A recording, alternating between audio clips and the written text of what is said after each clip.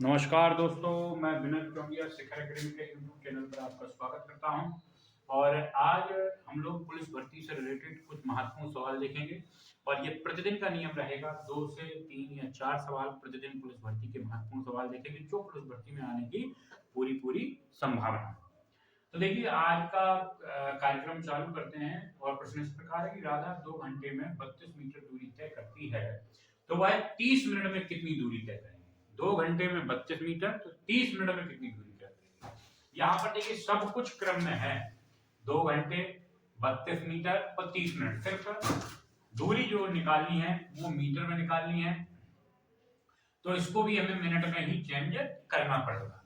हम लोग कहेंगे कि 2 घंटे में होते हैं 120 सेकेंड, सॉरी 120 मिनट। 2 घंटे में कितने मिनट होते हैं? 120।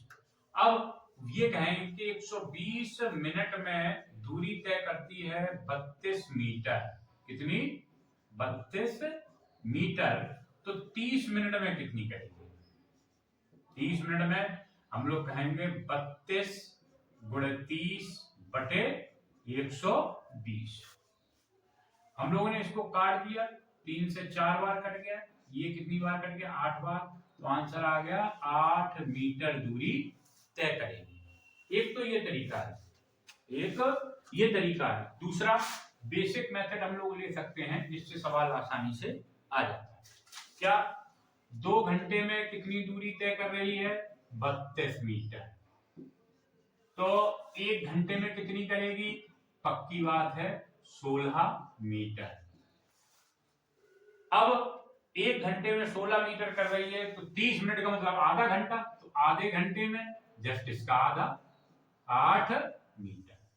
तो एक इससे आंसर निकाल सकते हैं और एक इससे।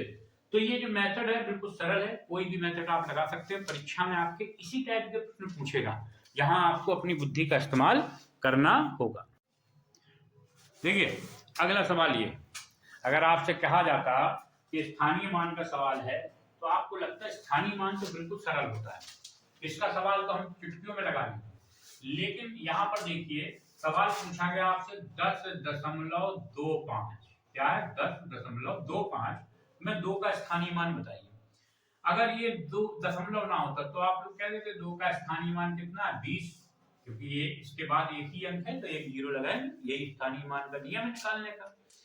लेकिन यहाँ क्या लग गया? दशमलव लग गया। तो ये जीरो यहां ना लग के कहां लगेगा? ये जीरो लगेगा नीचे। अर्थात अगर इस सवाल को हल करना है, तो इस सवाल का जो हल होगा, दशमलव के बाद वाले सवालों का जो हल होता है, जो दशमलव के बाद की संख्याएं उनका स्थानीय मान निकालने का यही तरीका है कि जितने स्थान दशमलव के बाद हैं, जैसे पहले स्थान पे दशमलव के बाद तो 10 लगा दो, दूसरे स्थान पे है नीचे तो 100 लगा दो, तीसरे स्थान पे तो नीचे 1000 लगा दो, चौथे स्थान पे है तो 10,000 लगा दो। यानी ये देखना है अगर स्थानीय मान दशमलव के बाद है तो हम लोग इसको हल कैसे करेंगे? इस तरीके से कि दशमलव के बाद अगर कोई अंक आता है तो हम लोग क्या करते हैं, नीचे ये देख लेते हैं दशमलव के कितने बाद है। तो हमने देखा एक अंक है, पहले ही अंक है तो 10 लगा दिया। 5 का पूछता तो क्या हो जाता? 5/100। इसके बाद और भी अंक होते उनका पूछता तो ऐसे ही हम लोग बढ़ाते चले जाते। तो इसका उत्तर हमारा जो आएगा वो क्या आएगा? 2/10। चलिए अगला सवाल देखते हैं।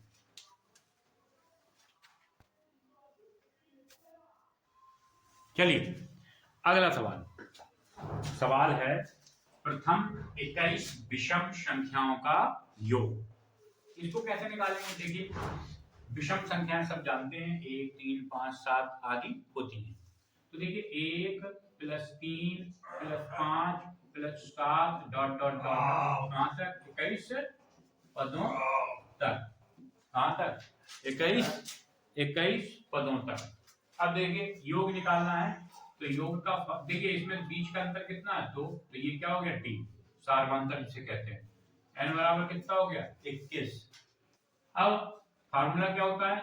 Sn बराबर n/2 2a + n-1 into D. Sn जो है 21/2 और यहाँ पर क्या हो जाएगा 2 इंटू प्रथम पद क्या है a है, n कितना है आपका, n है 21 माइनस 1 और d कितना है 2।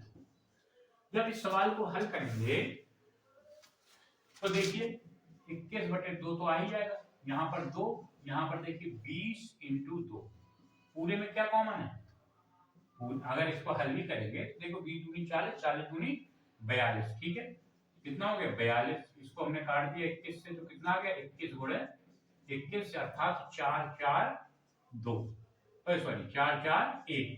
इसका आंसर क्या आ गया आपका, आंसर आ गया आपका डी। डी कौन सा, ये वाला। अब हमें इसको इतना बड़ा मैसेज तो हम परीक्षा में लगाएंगे नहीं, तो हमें इसको शॉर्ट करना है। तो शॉर्ट कैसे करते हैं, देखिए जब आपसे कहे प्रथम n मतलब कोई भी 21 25 27 प्रथम n विषम संख्याओं का योग, तो इसका जो आंसर होता है वो होता है फॉर्मूला n स्क्वायर, अर्थात जो आपको संख्याएं दी हैं उनका स्क्वायर कर दो आंसर मिल जाएगा। यानी 21 का स्क्वायर, तो 21 का स्क्वायर होता है 4 4 1 यानी 441, तो आंसर क्या हो गया 441। तो चाहे इस तरीके से लगा सकते हो, चाहे इस तरीके से, सवाल आपको बिल्कुल देख दृष्टांत में देखते ही इसका आंसर निकालना है। चलिए अगला सवाल देखिए अगला सवाल, x माइनस वाई में क्या जोड़े हैं कि योगफल 2x प्लस वाई हो जाए। देखिए ये जो सवाल है सिंपल सा है और साधारण है।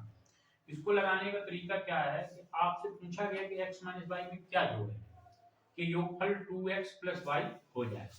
तो देखिए जब भी ये पूछे क्या जोड़ें, तो ये ध्यान रखना कि जिसमें पूछा जाए क्या जोड़ें, तो हमेशा योगफल में दी गई संख्या को घटा देंगे तो आंसर आपका प्राप्त हो जाएगा। फिर से बात सुनिए, जब भी सवाल में पूछे आपसे कि क्या जोड़ें, तो क्या करेंगे, योगफल में दी गई संख्या को घटा देंगे तो आपका आंसर आ जाएगा। योगफल क्या है 2x प्लस वाई, संख्या कौन सी घटानी है x माइनस वाई। तो जब इसको हल करेंगे तो 2x plus y minus x plus y, देखिए माइनस अंदर गया, इसको माइनस कर दिया, इसको प्लस कर दिया, तो ये देखिए घट गए, यहाँ तो x बचा, 2 में 1 चला गया, यहाँ दोनों जुड़ गए, तो आंसर क्या आ गया, ये आ गया x प्लस 2y आंसर आपका प्राप्त हो गया। तो क्लियर हो गया। अगर पूछा जाए क्या जोड़ें तो क्या निकल के आएगा आपका, हमें योगफल में संख्या को घटाना है। देखिए किसी संख्या को 9 और 12 से भाग देने पर एक शेष बचता है तो वह संख्या क्या होगी। किसी संख्या को 9 और 12 से भाग देने पर एक शेष बचता है तो वह संख्या क्या होगी। सिंपल सा सवाल है। क्या करना है कि सबसे पहले हम 9 और 12 का एलसीएम ले लेते हैं। एलसीएम ऑफ 9 एंड 12, इनका जब हम एलसीएम लेंगे 9 और 12 का, तो देखिए मैंने यहाँ ले लिया 9 और 12 का एलसीएम लिया, तो पहले किससे जाएंगे 2 से, तो यहाँ 9 आ गया, यहाँ 6 आ गया, फिर 2 से जाएंगे, यहाँ 9 आ गया, यहाँ 3 आ गया, फिर किससे जाएंगे 3 से, यहाँ 3 आ गया, यहाँ 1 आ गया, फिर 3 से जाएंगे, यहाँ 1, यहाँ 1। एलसीएम लेने पे क्या प्राप्त हुआ, 2 दूनी 4, 4 3 12 और उनके बाद 36। तो एलसीएम जो फाइंड हुआ वो कितना हुआ 36। एलसीएम क्या फाइंड हुआ 36। तो संख्या क्या होगी, संख्या देखिए हमेशा इस प्रकार के सवालों में जो शेष बचता है उसको ही जोड़ दिया जाता है। तो संख्या होगी 36 प्लस 1 बराबर 37। तो वह संख्या कौन सी होगी 37। इस टाइप के सवाल परीक्षा में बहुत आते हैं। तो देखिए आज हम लोगों ने 5 सवाल पढ़े। कितने सवाल पढ़े 5। अगर यह सवाल आपको पसंद आए हों, अच्छे लगे हों, तो इन सवालों पर कॉपी पर नोट करना और इनका अध्ययन भी करना। कल फिर बेहतरीन 5 सवाल लेके आऊंगा जो आपकी पुलिस परीक्षा से उपयोग होंगे। और मैं एक सीरीज बनाने जा रहा हूं, हर चैप्टर के बेहतरीन 5 या 10 सवाल जिनका संबंध